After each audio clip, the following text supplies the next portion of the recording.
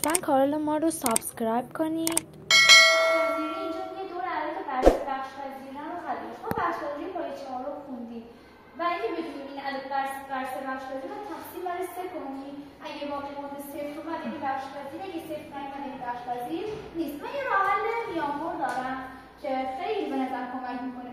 عددی بر 3 بخش‌پذیره که جمع ارقامش بر 3 بخش‌پذیر باشه. عددی بر 9 بخش‌پذیره که جمع ارقامش بر 9 بخش‌پذیر باشه. حالا چجوری؟ 84 یه جمع بزن بین ارقامش میشه 12.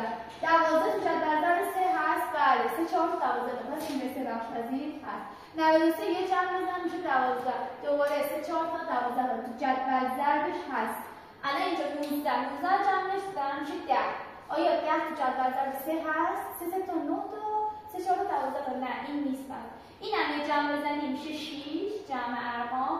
6 هم تو جدول ضرب 3 هست. 3 تا 6 تا بقیه هم به همین صورت. این یه راه حل خفن بود. بعد میگه که آیا همین عددی که درست خطیشه بر 9 نیست بخش‌پذیرن؟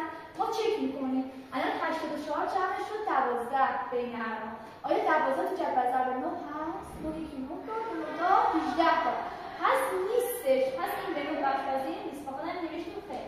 آیا سوال بعدی گفته عددی که بر 9 بخش‌پذیرن فقط 3 و 9 اینجوریه ها بچه‌ها. فقط 3 و 9 برای اینکه بفهمید بر 3 بخش‌پذیر یا بر 9 بخش‌پذیر جمع ارقام میزنم.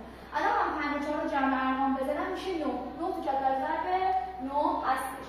الان 17 رو جمع ارقام بزنم میشه 8. 8 تو جدول ضرب 9 نیست. اینو جمع ارقام بزنم میشه 18. 18 تو جدول ضرب 9 هست. پس اینم بخش‌پذیر هست. بعدی میگه چه نتیجه‌ای میگیری؟